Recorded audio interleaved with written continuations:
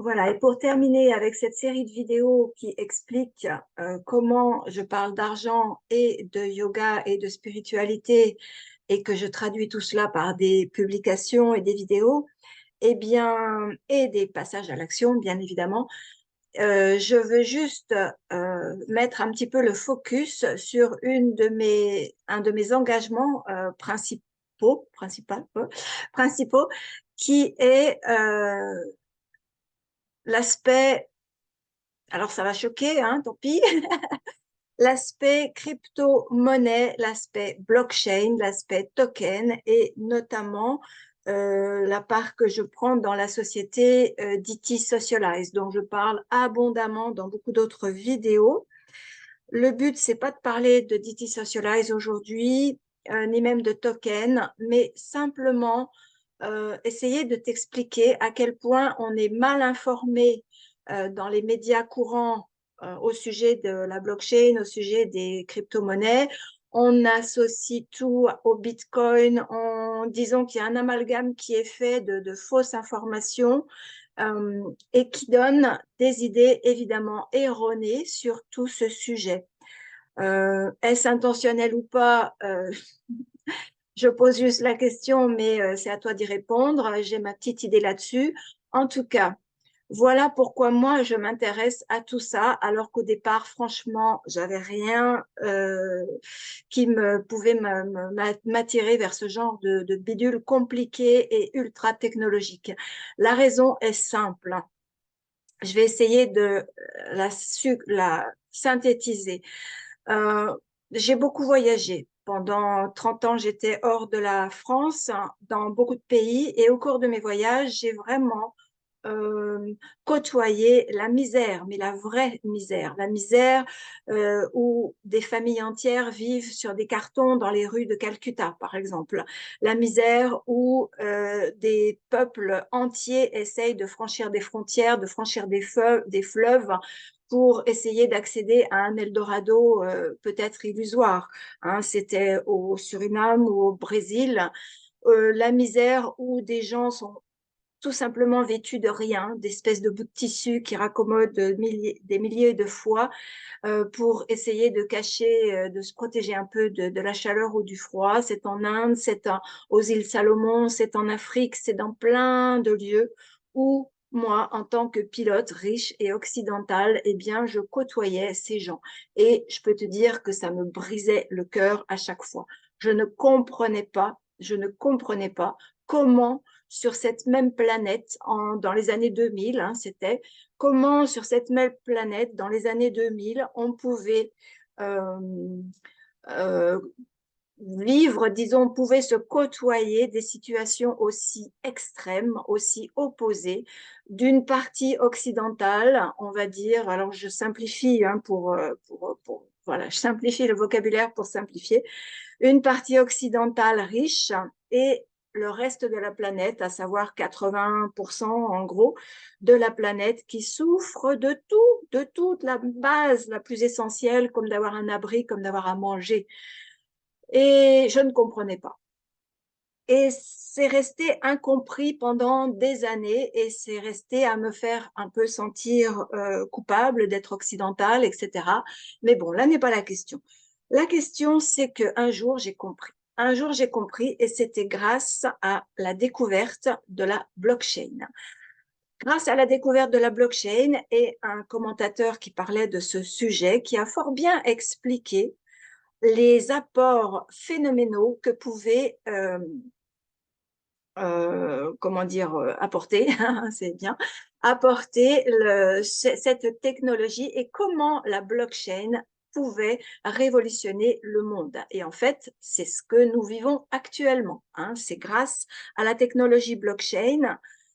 Alors je dis grâce parce euh, que le monde est que l'Occident est en plein chaos. Je dis grâce, oui, parce que ce chaos est un chaos salvateur, est un chaos transformateur, est un chaos générateur de, euh, de nouvelles émergences. Mais ça, j'en parle dans d'autres gazettes. Revenons au sujet. Je m'égare. Pourquoi la blockchain? peut sauver le monde de ce déséquilibre flagrant et indécent dans lequel nous vivons, parce que pourquoi est-ce que tu t'es jamais déjà demandé pourquoi est-ce qu'on appelle les pays défavorisés? Alors au début c'était le tiers-monde, puis le quart-monde, puis les pays défavorisés, puis les pays sous-développés, et puis on s'est cru un petit peu poli en disant les pays en voie de développement. Mais ces pays en voie de développement ne sont toujours pas développés. Et pourquoi? C'est ça l'important. Pourquoi ils ne sont toujours pas développés? Ce qu'on les en a empêchés. Et comment?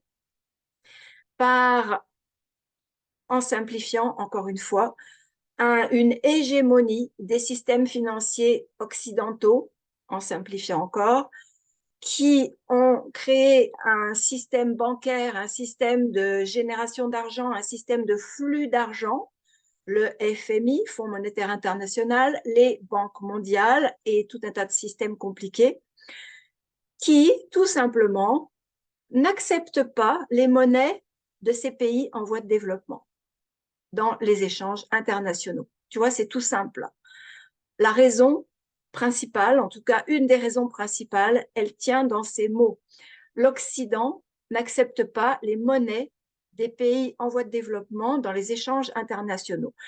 C'est tout simple et pourtant les conséquences sont juste gigantesques, c'est-à-dire que les gens qui ont des business en Inde, en Afrique, dans les pays en voie de développement, si on veut, eh bien, ne peuvent pas faire du commerce avec l'Occident sans être tributaires des conditions des Occidentaux. C'est-à-dire que les Occidentaux vont bien acheter des produits ou faire travailler les Chinois, les Indiens, les Africains, etc., mais à leurs conditions.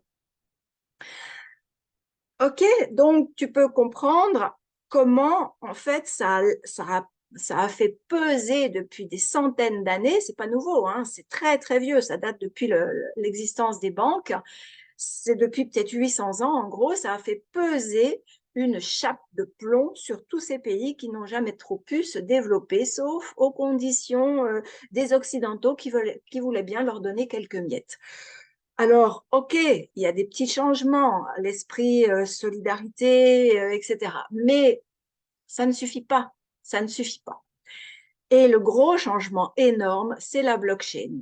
Je t'explique en deux mots. La blockchain, c'est un système de réseau qui passe autour de la planète et qui permet des échanges d'argent et de biens et certainement de bien d'autres choses qui arriveront petit à petit sans intermédiaire. C'est-à-dire que n'importe qui au fin fond de l'Afrique, pourvu qu'il y ait une connexion Internet et un smartphone, c'est vrai, n'importe qui au fin fond de l'Afrique ou dans le pays, dans le coin reculé et pauvre de l'Inde ou en Sud-Amérique ou dans tous ces pays en voie de développement, n'importe qui peut échanger de l'argent et des biens, faire donc du business avec n'importe qui sur la planète sans demander son avis au FMI ou aux banques mondiales.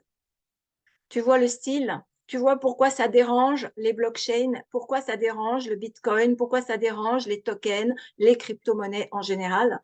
Parce que les êtres humains jouent enfin tout seuls, sans les gardiens, sans les maîtres du monde qui n'ont plus le pouvoir. La blockchain est un système qu'on appelle décentralisé, alors que le système ancestral, enfin disons dinosaure d'où on sort, est un système profondément centralisé, où le pouvoir n'est que dans quelques mains. Voilà. Alors, c'est pas du tout de la politique, hein, ne te méprends pas. C'est juste une question d'éthique, une question d'équité, une question d'humanité.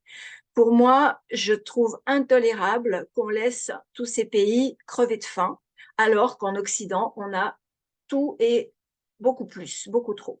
Donc, il était temps que la blockchain arrive, et ce n'est pas pour rien que les pays en voie de développement euh, comprennent tout de suite les apports que cela peut leur donner.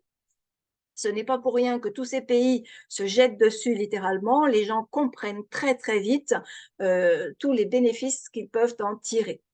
Et bien évidemment, ce n'est pas pour rien que dans les infos de notre télévision nationale ou bien tout simplement dans les discours que tiennent les politiciens occidentaux, ce n'est pas pour rien qu'ils critiquent à tout va ce système monétaire qui est en train d'émerger et de sauver le monde. Donc voilà pourquoi je m'occupe d'argent, d'abondance, parce que, à mon sens, le système crypto-monnaie, le système euh, blockchain peut rééquilibrer le déséquilibre indécent de la planète dans lequel nous vivions. C'est terminé. Merci d'avoir suivi jusqu'au bout. À très bientôt.